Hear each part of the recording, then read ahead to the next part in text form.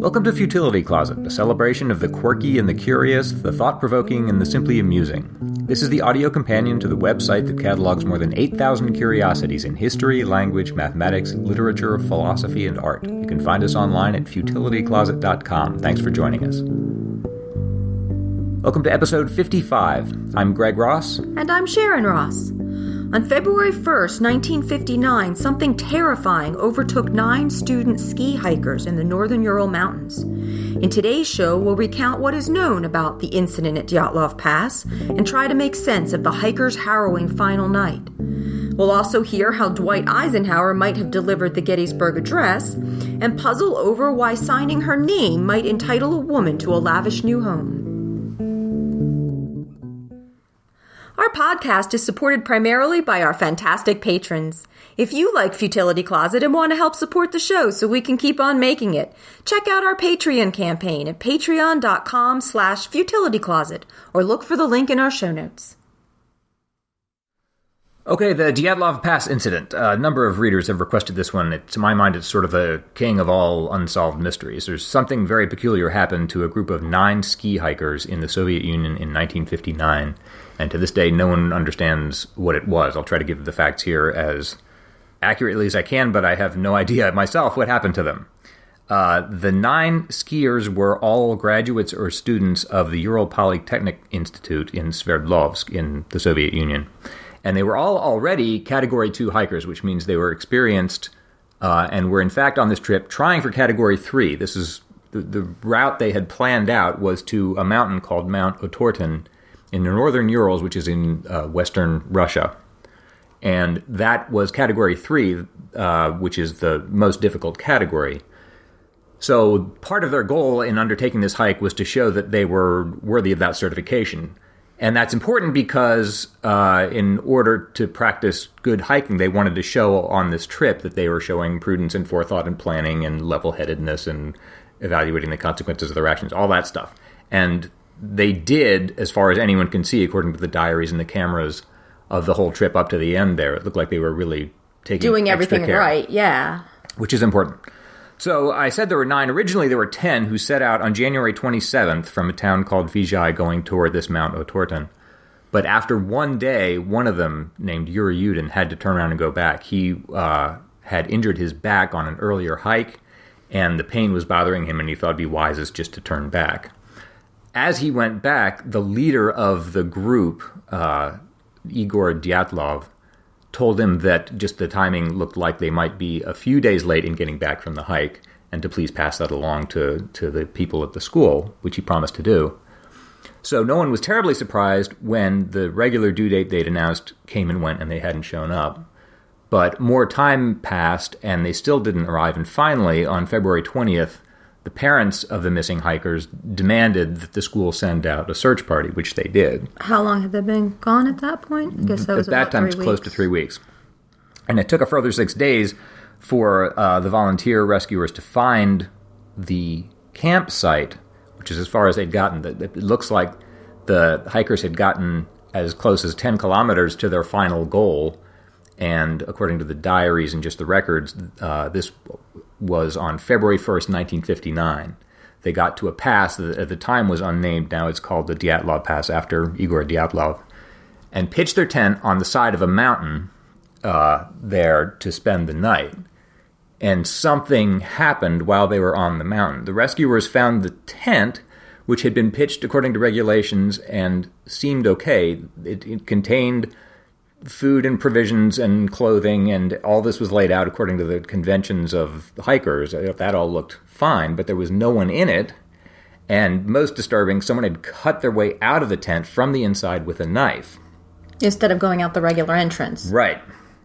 There were footprints going down the mountain from there. It looked like all 9 of the hikers had run down the mountain in their stocking feet. Their shoes were still found in the tent. One of them was wearing one shoe, apparently, from the footprints. The others were either barefoot or just wearing socks.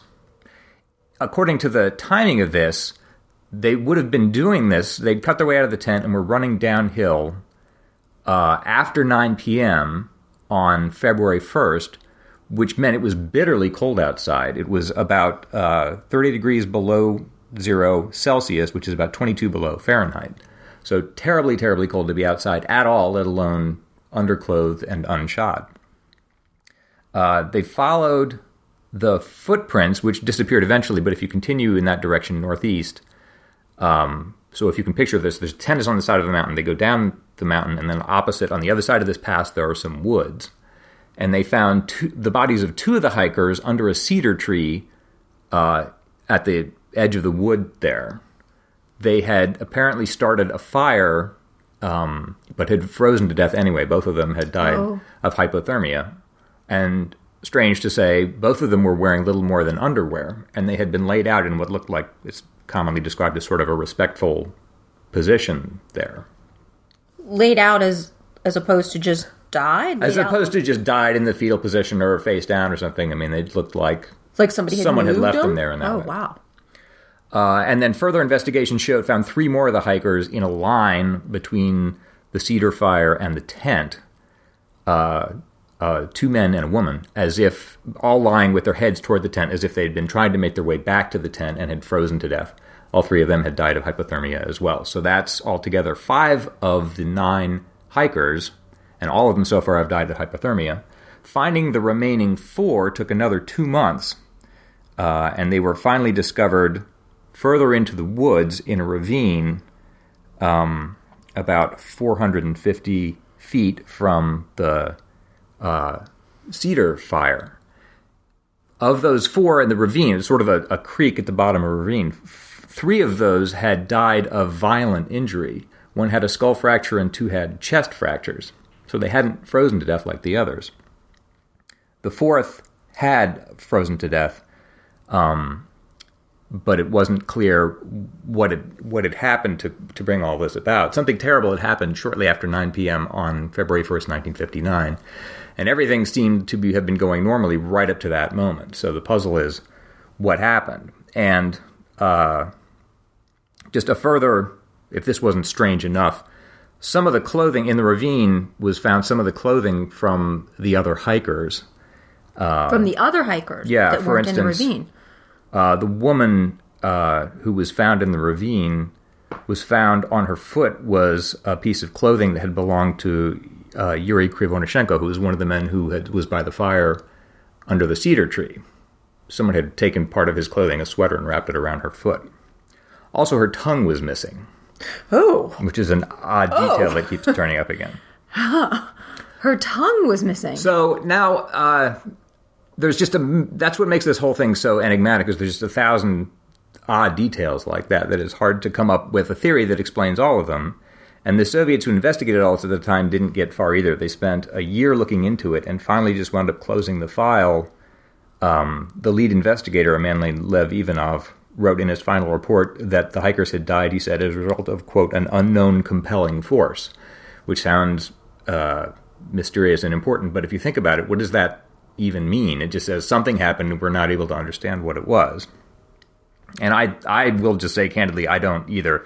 Some of the other sort of mysterious things you and I have talked about recently, like the Roanoke Island from a couple weeks ago and Flannan Isles even earlier, officially no one knows what happened there either. But if you look at the facts, you can come up with a pretty good guess as to what probably happened. Or what at least could have happened that would be plausible. Yeah, and here I just can't. I don't have the foggiest idea what could have happened to explain everything that was found.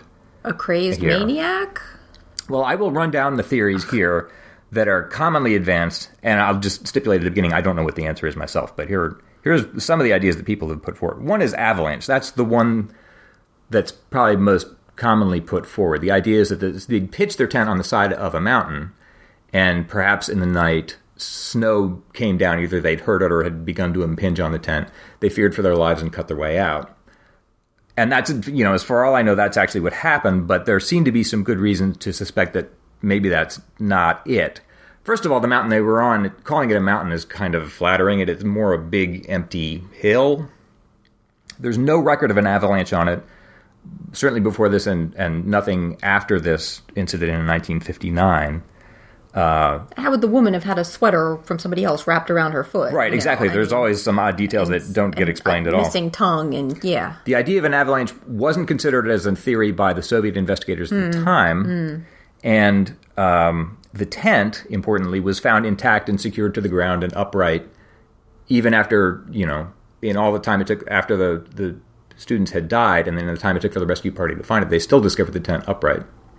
I should mention that the image you often see, and that I'll put in the show notes, of the investigators looking at the site of the tent's in much worse shape than it was discovered. They'd cut into it with an ice axe, hoping to discover the hikers alive. So the tent was actually in much better shape than you tend to see it in the images.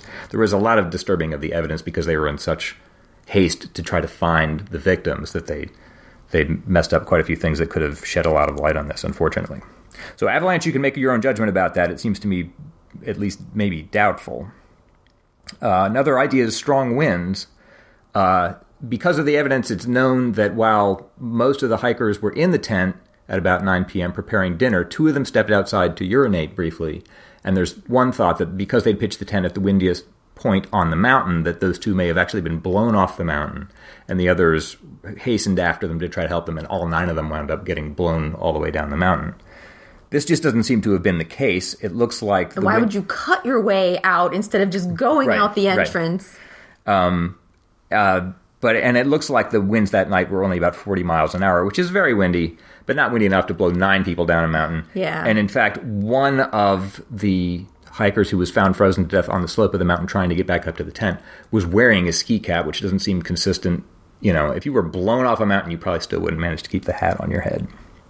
Again, I don't know what did happen, but that doesn't seem likely to be it. Third theory is that they were all attacked by the Mansi people, who is an indigenous group of people who live in that region.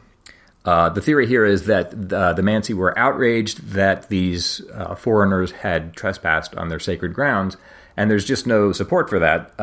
They're not sacred grounds. The hill doesn't have any significant spiritual or otherwise to these people, and by all accounts, the Mansi are friendly and peaceful people.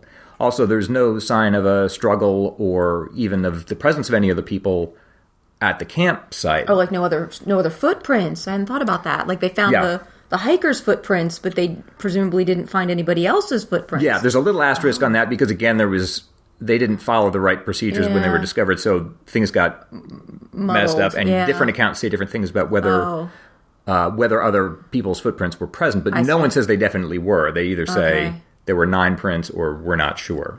But it doesn't seem like that's the case.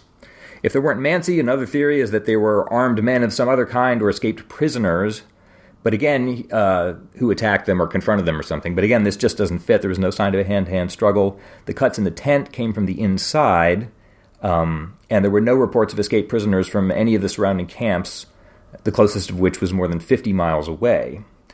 Also, I'll just add, too, it seems to me unlikely that anyone or anything was abroad on a night like this. If it was 30 below zero, you'd be risking your life to be out for any reason.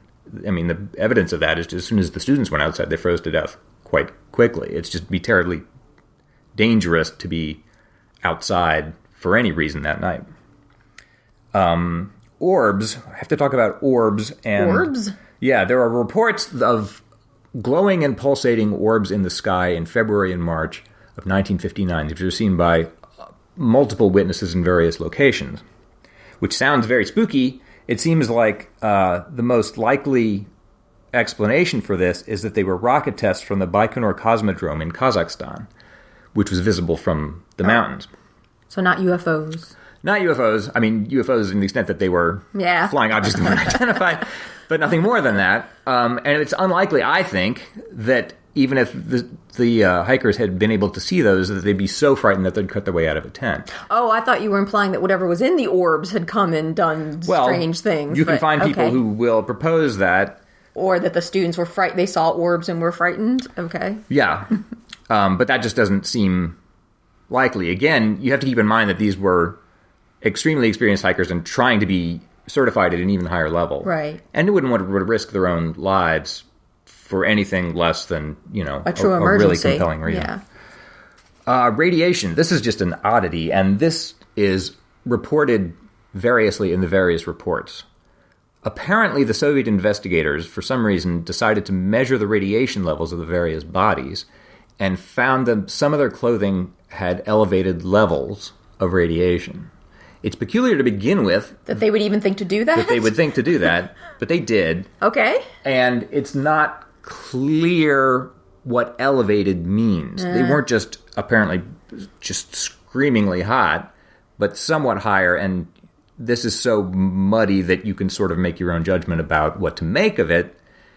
This was the height of the Cold War. It's 1959, and so there had been testing that winter elsewhere, and it's possible that that in itself would be enough to raise some levels in that region, just naturally.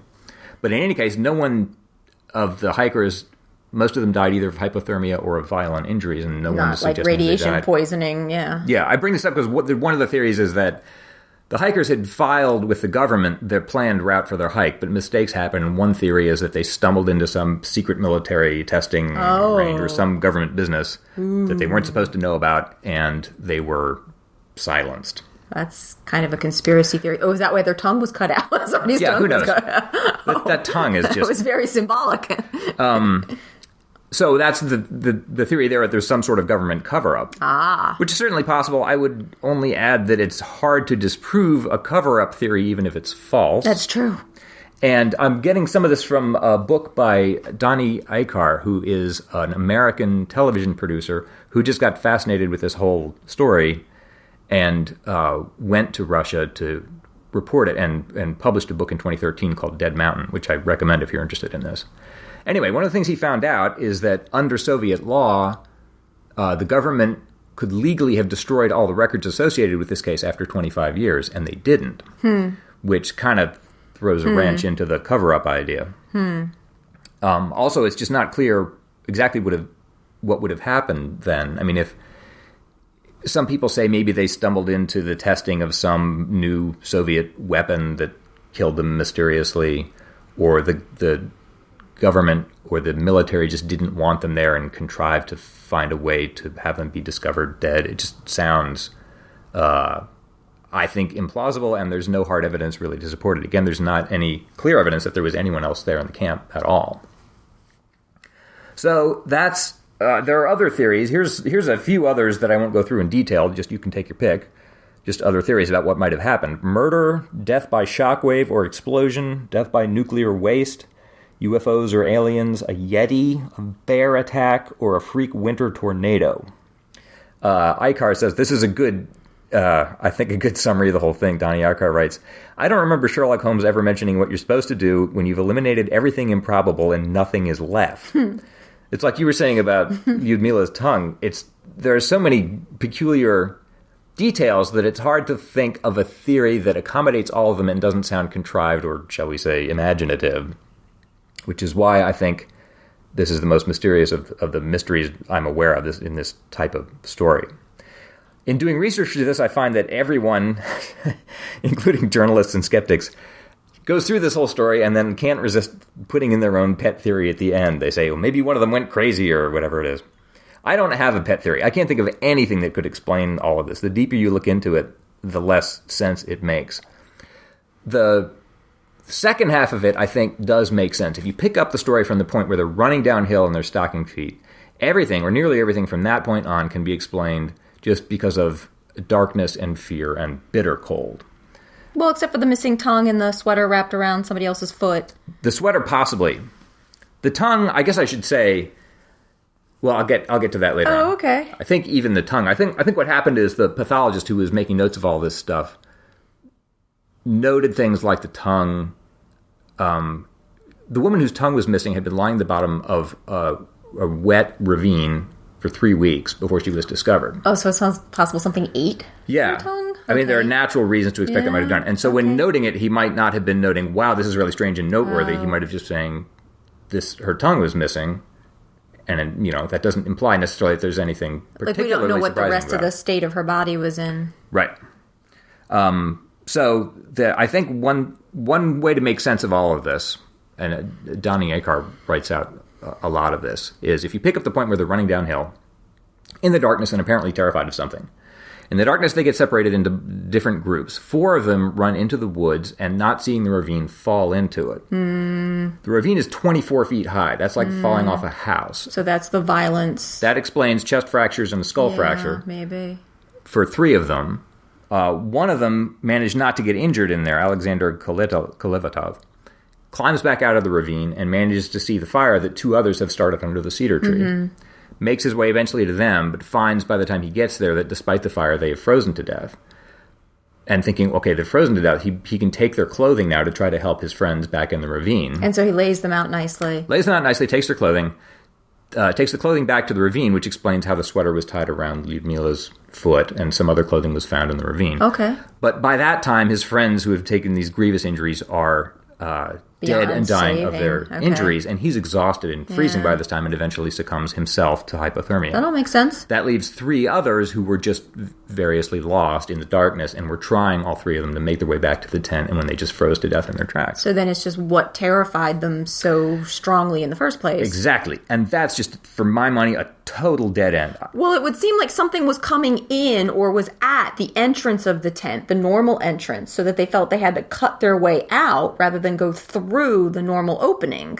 Yes. A swarm of bees. Yeah, a swarm of bees. A bear. Okay, I don't know. Maybe all 9 of them took some kind of hallucinogenic drug and all hallucinating at the same time. But there's nothing in the record that suggests they would have done something like that. And even if they had, the pathologist would have found traces of it. I thought maybe if one of them was a werewolf, that could explain almost everything. Yeah. A vampire. But short of that, I can't think of anything. At the time, one of the Soviet search volunteers said, quote, only a threat of death can make people run barefoot at night from the only warm shelter. And I think that's true. They must have been terrified of something, but it's very hard to see what.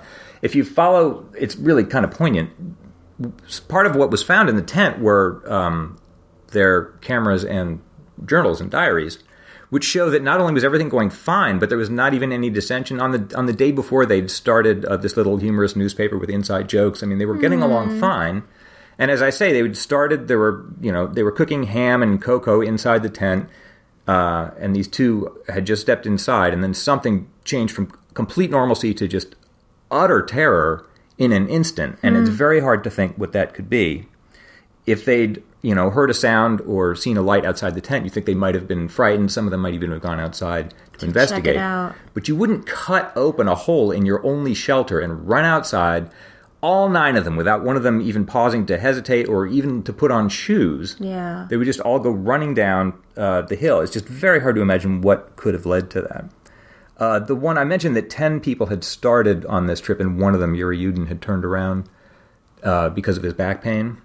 He actually lived to 2013, and he spent the rest of his life wondering what happened. Wow. He told the New York Times, if I could ask God one question, I'd ask him, what happened to my friends that night? Yeah. And he died without ever knowing, as did their parents and families. Yeah. And it looks like now, 50 years on, it seems unlikely that we'll ever find out what happened to them.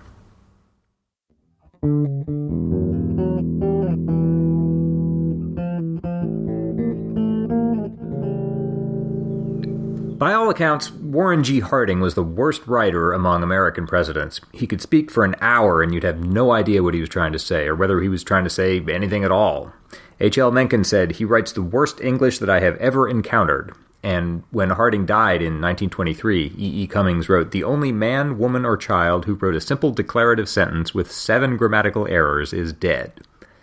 Being eloquent is part of a president's job. You have to be able to rouse and inspire people, and you have to mark important moments in the nation's history with something like poetry.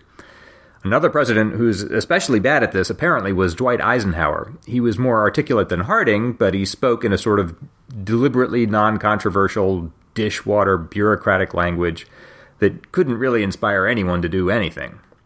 After going to a lot of Eisenhower's press conferences, a Washington journalist named Oliver Jensen began to wonder what the president would do if he were called upon to give a really stirring address, like, say, the Gettysburg Address, where Abraham Lincoln had honored the soldiers who had fallen in battle and rallied the country to continue the fight to preserve the Union.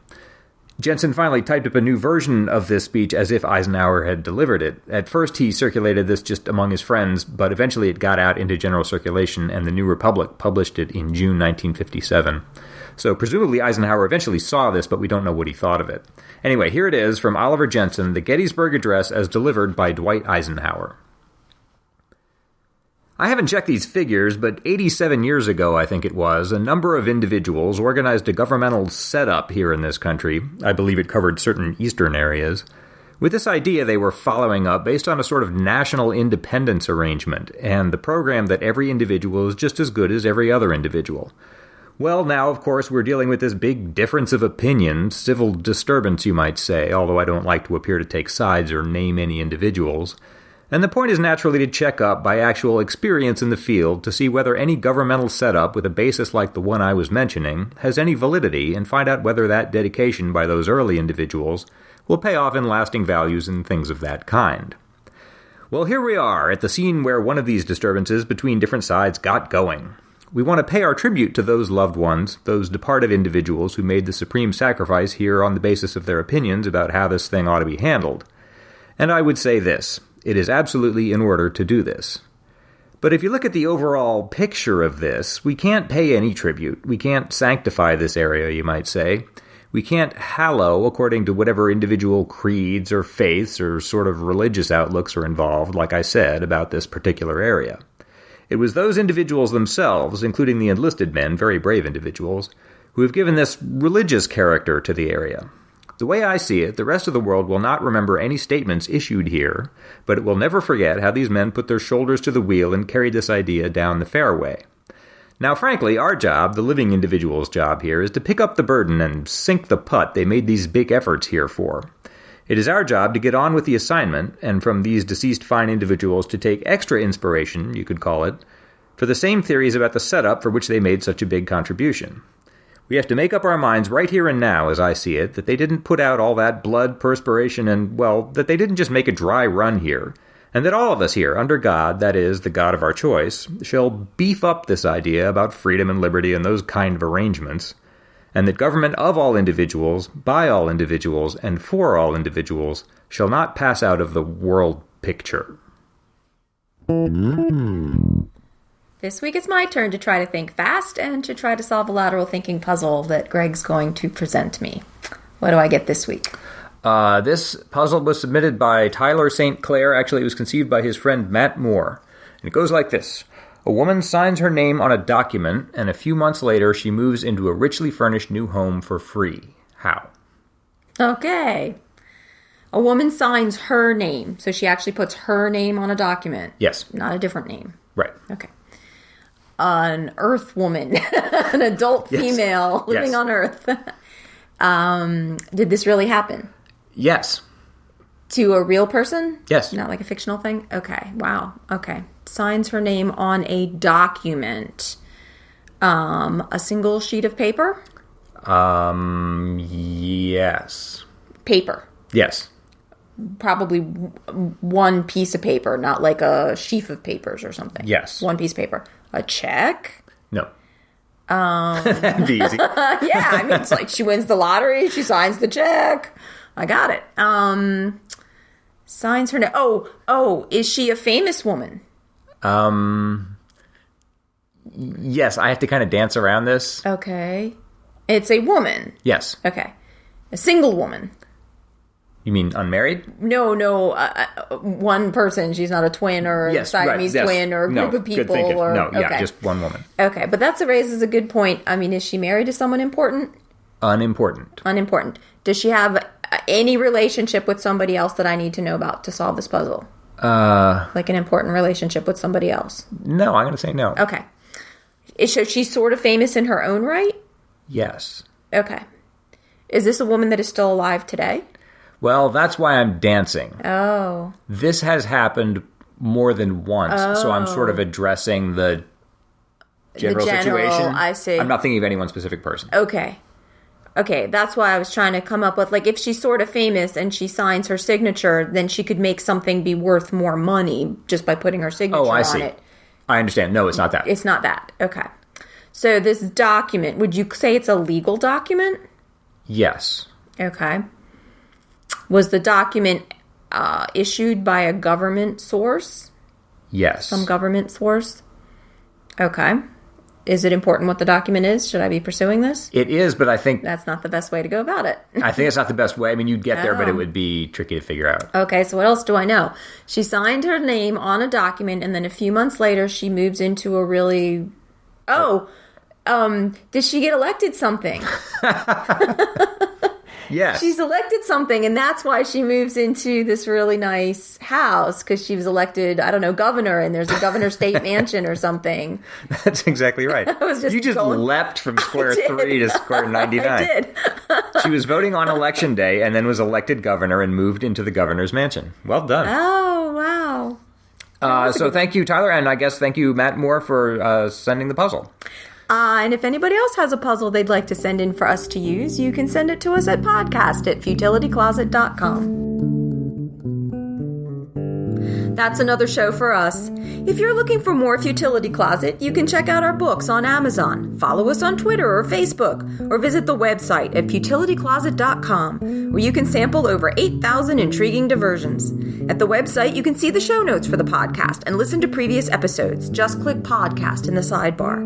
If you'd like to support Futility Closet so we can keep on bringing the show to you, please consider becoming a patron. You can find more information at patreon.com/futilitycloset.